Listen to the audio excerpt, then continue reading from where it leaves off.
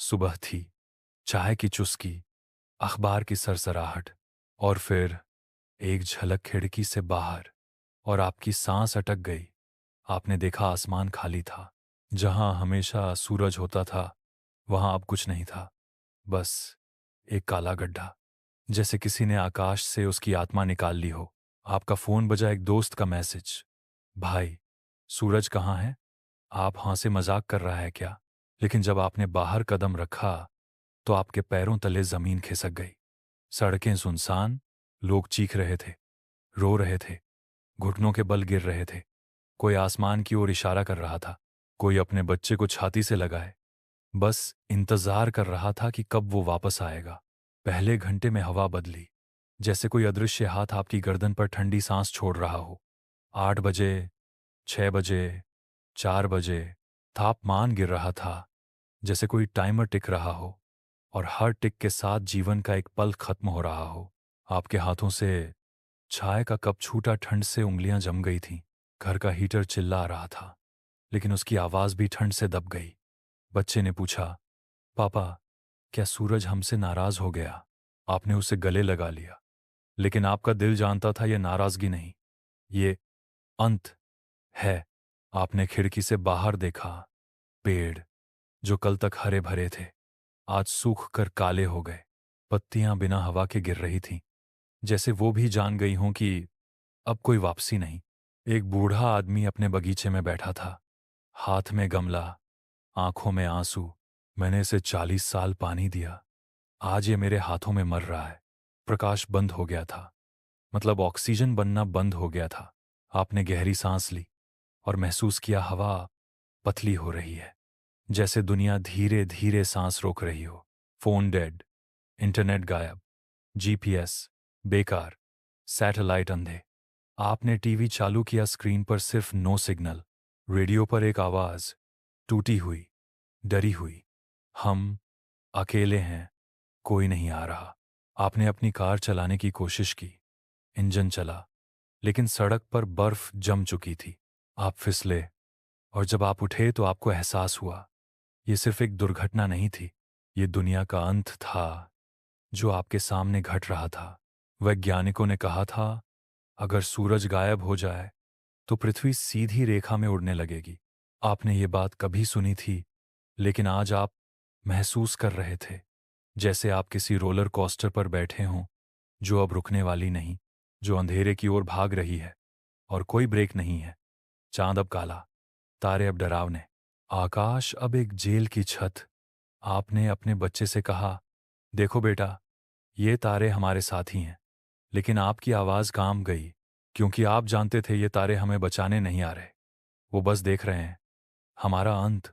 आप अकेले थे, बिस्तर पर लेटे, बिना बिजली, बिना गर्मी, बिना उम्मीद। आपके दिमाग में सवाल, क्या मैंने जीता या बस सांस लेता रहा? आपने अपनी पत्नी का हाथ पकड़ा, ठंडा लेकिन थामा हुआ। बच्चे की सांसें धीमी, लेकिन आपके कानों के पास। आपने आंखें बंद कीं और एक आखिरी बार उस गर्म धूप को याद किया जो कभी आपके चेहरे पर पड़ती थी, जो आपको बताती थी तुम जीवित हो। लेकिन आज कोई धूप नहीं, कोई गर्मी नहीं, कोई कल नहीं। 24 घंटे बाद जब आप जागे और जान गए ये सपना नहीं था, आपकी आंख खुली, अंधेरा अभी भी था, ठंड अभी भी थी और सूरज अभी भी गायब था। आप उठे, खिड़की पर गए और आकाश को घूरते रहे, जैसे अगर आप बस पर्याप्त देर तक देखते रहें तो वो वापस आ जाएगा। लेकिन वो नहीं आया, क्योंकि ये कोई कहानी नहीं थी, ये सच था और सच कभी झूठ नहीं बोलता। लेकिन फिर एक आवाज दूर से, बहुत धीमी लेकिन जीवित, पापा। आप मुड़े, आपका बच्चा खिड़की के पास खड़ा था। उसकी आंखों में डर नहीं, बल्कि जिज्ञासा थी। पापा, अगर सूरज नहीं है तो हम खुद बन जाएंगे सूरज। आप चौंके और फिर आपकी आंखों में आंसू आ गए, क्योंकि उस बच्चे ने जो कहा वो कोई बचकाना सवाल नहीं था, वो एक सच्चाई थी। हम जब सूरज के बिना रह नहीं सकते तो हमें खुद रोशनी बननी होगी, खुद गर्मी बननी होगी, खुद उम्मीद बननी होगी। आपने उसे गले लगा लिया इस बार, ठंड के बावजूद आपके हाथ गर्म थे। आपने पत्नी को जगाया, उसकी आंखों में भी वही सवाल था। लेकिन आपने मुस्कुराकर कहा, हम अभी भी यहाँ हैं, हम अभी भी जीवित हैं। आपने घर के कोने से मोमबत्तियां निकाली, उन्हें जलाया एक एक करके, और तीनों ने एक छोटे से घेरे में बैठकर गाना गाया। वो गाना जो आपकी माँ आपको सुलाने के लिए गाया करती थी, वो गाना जिसे आप भूल चुके थे, लेकिन आज वो आपके होंठों पर आ गया। मोमबत्तियों की लौ हवा में डगमगा रही थी, लेकिन वो बुझी नहीं, जैसे कह रही हो, हम यहाँ हैं, हम जल रहे हैं, हम रोशनी दे रहे हैं।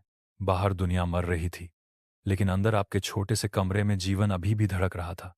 धीमा लेकिन अटूट, ठंडा लेकिन गर्म, अंधेरा लेकिन रोशन।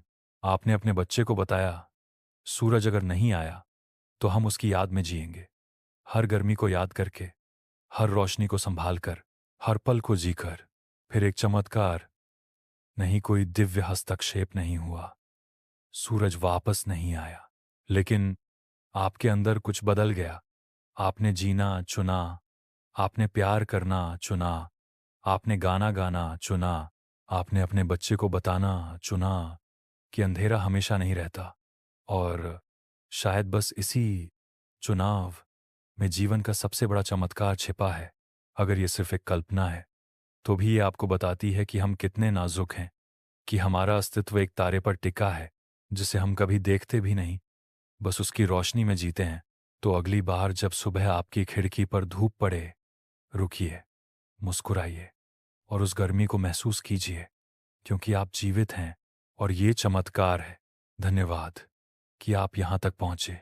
अब जाकर खिड़की खोलिए और सूरज को देखिए, वो वहाँ है अभी भी, लेकिन इस बार बस देखिए मत, उसकी गर्मी को महसूस कीजिए, उसकी रोशनी को आत्मा से छुएं, क्योंकि आज वो है और आप भी हैं, और यही सबसे बड़ा उपहार है। ये कहानी आपके दिमाग को नहीं, आपकी आत्मा को छूने आई थी, और अगर आप इसमें खो गए तो समझिए, ये काम कर गई। अब जिए, प्यार कीजिए, गाइए, और हर सुबह सूरज को धन्यवाद दीजिए कि वो आपके लिए फिर से उगा।